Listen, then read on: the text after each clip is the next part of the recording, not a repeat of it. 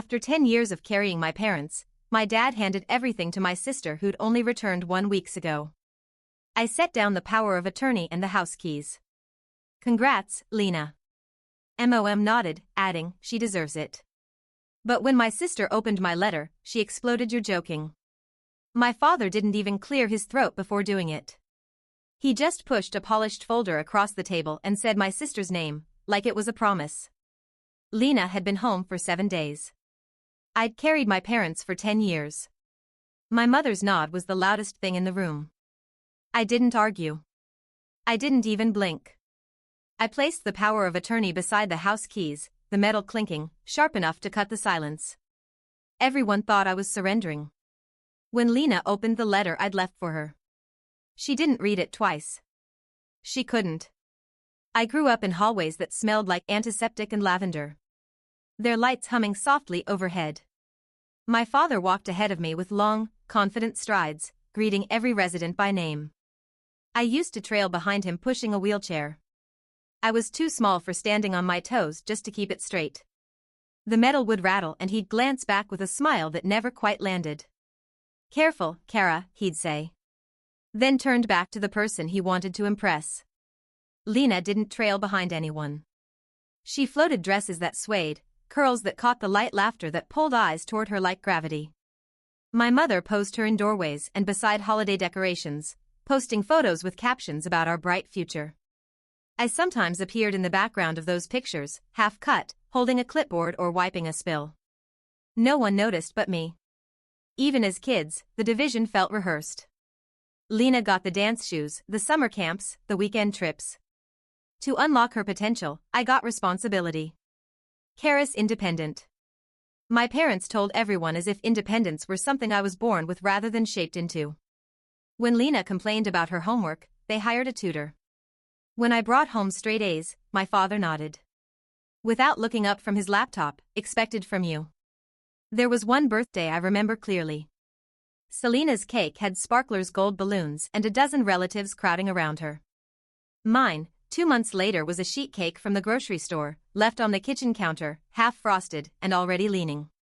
My mother kissed my cheek and reminded me to grab my work uniform before heading to the facility for an evening shift. I was 16. The shift wasn't required. The mortgage was. I didn't resent Lena then. She wasn't the one who set the rules. She simply thrived under them. I learned early that wanting anything made me inconvenient, so I stopped wanting. I filled medication drawers, folded towels, helped residents write holiday cards. I became the girl who solved problems quietly, whose usefulness erased the need for praise. By the time I reached adulthood, the pattern had hardened. Lena left for the city to build a career in creative media, a dream my parents spoke of with reverence. When she called home, it was usually to ask for money. They always sent it. Meanwhile, my father fell ill. Then my mother, the business faltered, staff left, regulations tightened, and the person they turned to was not the daughter they'd invested in. It was me. I signed the power of attorney on a vinyl hospital chair at 2 a.m. My mother nodding as if this were inevitable. You're good with the serious things, she whispered. It wasn't a compliment. It was confirmation of a role I'd never asked. For some nights after long shifts, I'd catch my reflection in the facility's glass doors, straight posture, hair tied back, tablet in hand. I didn't look like someone in her 20s. I looked like someone who had already lived a life. I remember thinking even then that this was my place, not chosen, assigned. That was the day I understood what my family believed. Lena was the face, I was the scaffolding.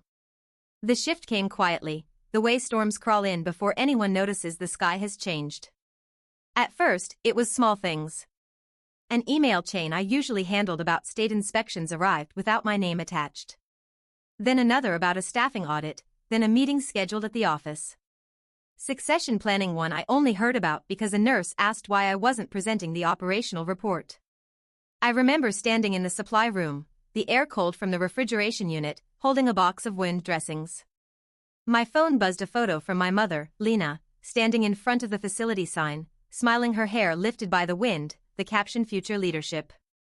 I stared at it long enough for the screen to dim. Another message, followed an invitation graphic, a family legacy celebration. Gold lettering. A date, a location. No mention of my role, no consultation. Just a card placed in my mailbox like a formality. That evening, I walked into my parents' kitchen. The air smelled like roasted peppers.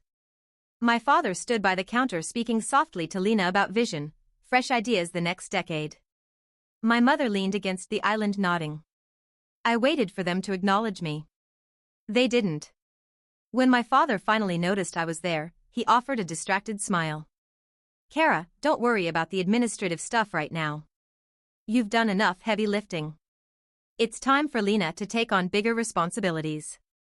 The word bigger echoed. Lena stood with her arms, crossed, a polite smile on her lips, as if she were preparing for a stage entrance rather than a job. I opened my mouth to speak, but nothing came. My fingers tightened around the edge of my tablet. My mother reached over, touched my wrist lightly. You're good with the behind-the-scenes things, she said. Let her shine behind the scenes. The phrase landed heavier than anything else. Later that night, I found another folder on the dining table. Financial projections drafted in Lena's handwriting, numbers inaccurate, proposals. Impossible yet. My parents had signed their initials in the corner. They had already decided. I sat down the chair, legs scraping softly against the floor. My breath steadied, thin but controlled. I looked at the papers again and felt something inside me. Settle, not break. I just smiled. I didn't react that night. I didn't argue or correct the numbers or remind them who had kept the system alive for a decade. I simply closed the folder, placed it back exactly where I found it, and walked upstairs. Each step felt steady, almost weightless, like I was leaving gravity behind in my room. I sat on the edge of the bed. The walls were the same. Pale blue from my childhood, faded. Familiar, indifferent. I kept my tablet beside me and let the dim screen glow across my hands. The house was quiet except for Lena's laugh, drifting up the staircase, airy and bright, as if she had already stepped into her new role. I opened a blank document, no headings, no emotion, just space. Then I began. The first entry was a timeline. 10 years condensed into bullet points: medical emergencies, regulatory freezes, staffing shortages. The year we almost lost Medicaid support. Every crisis I stepped into because no one else knew how. The second entry was structural licenses, compliance standards, vendor contracts, hospital partnerships. I listed the names of every person who relied on the system, not the property to function.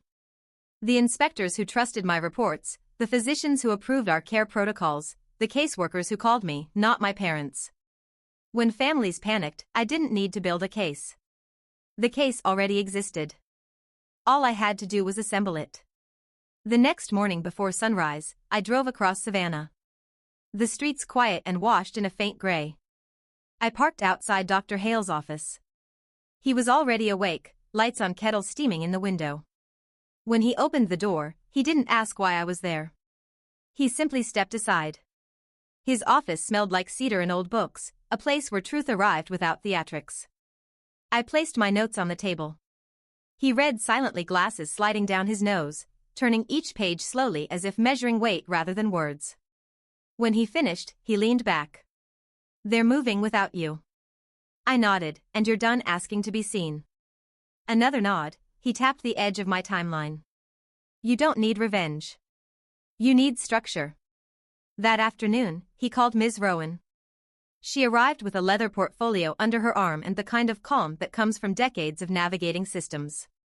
People underestimate. She reviewed everything I brought: contracts, emails, compliance logs, my power of attorney papers. She scanned each page with quick precision, lips tightening. Only when the numbers Lena drafted came up. They're planning a transfer, she said, but they don't understand what they're transferring. Explain it. I told her. She pointed at the licenses first. This is the real spine. Without it, the facilities are buildings, nothing more. Then she tapped the compliance protocols. I'd written, this is intellectual property, you created it. Finally, she held up the summary of our partnerships. This is institutional capital. It follows the system, not the name. I sat very still. You can protect your work. She continued. Not with emotion, with boundaries. We spent the next week building a legal framework, a non-profit foundation designed to hold everything intangible: the brand, the protocols, the data system, the partnerships, not to own, but to safeguard, a structure that didn't serve a family image, but the people in our care. Harbor Bridge Foundation. I chose the name quietly, a bridge built for those who needed steadiness.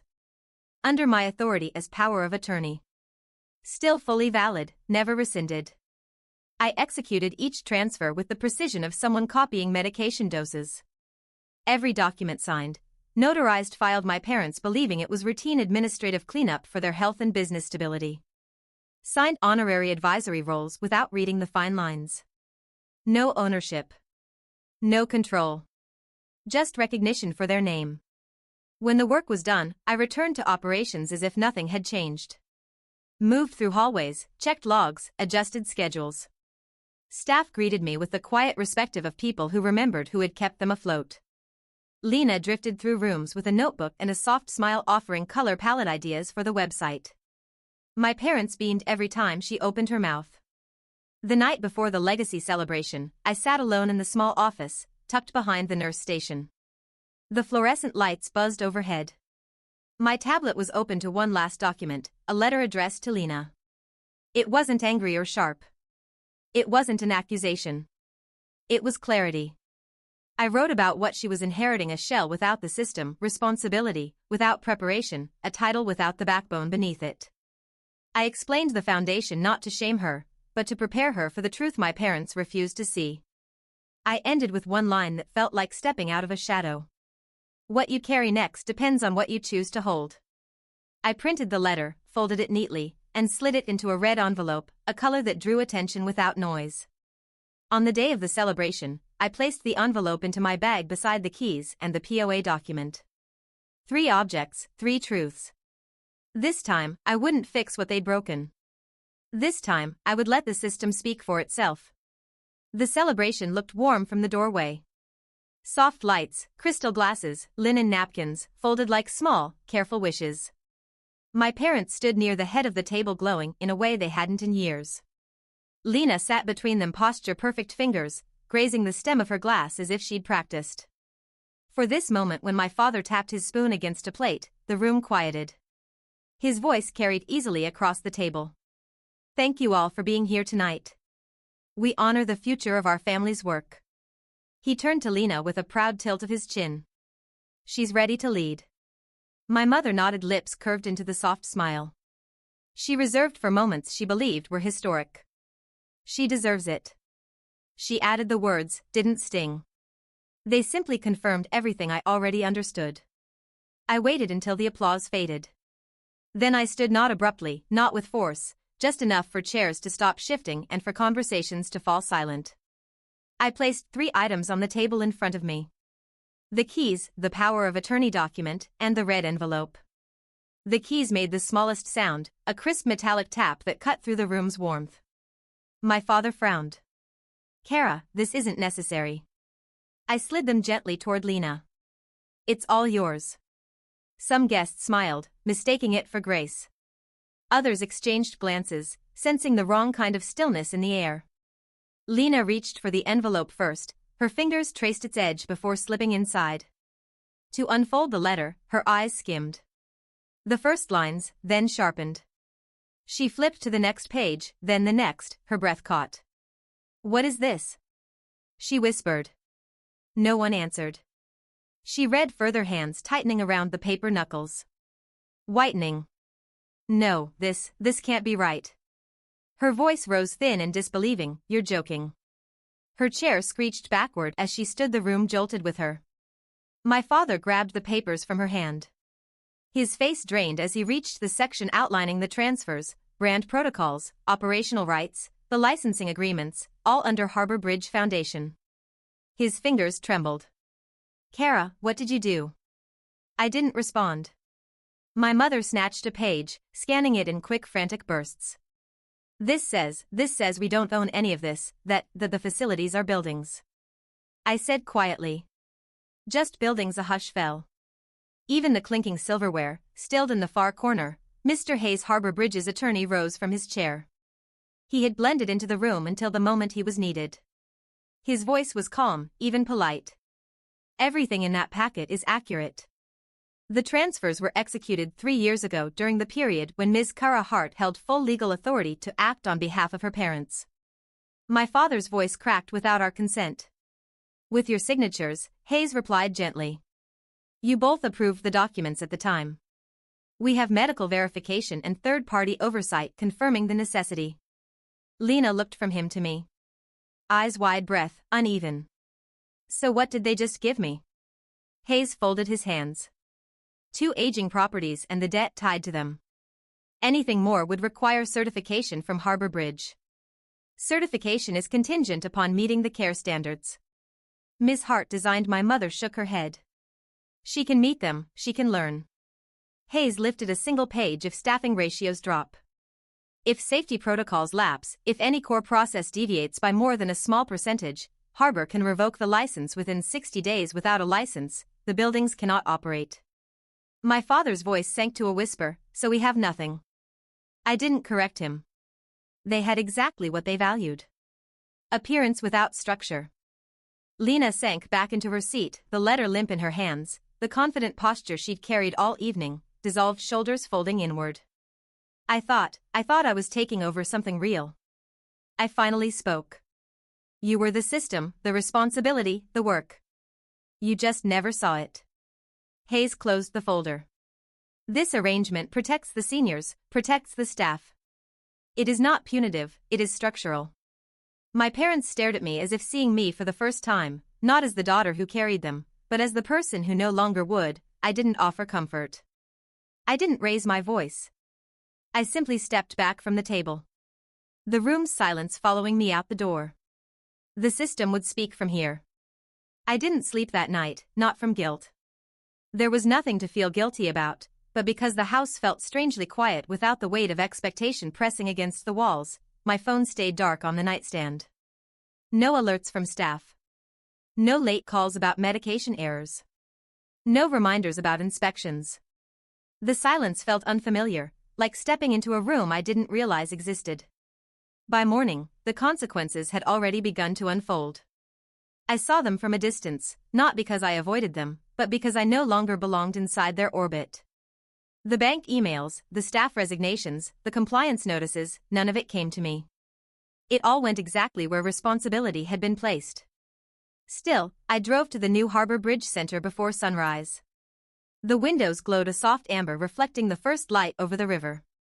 Inside, volunteers were setting up morning activities, their voices low and steady.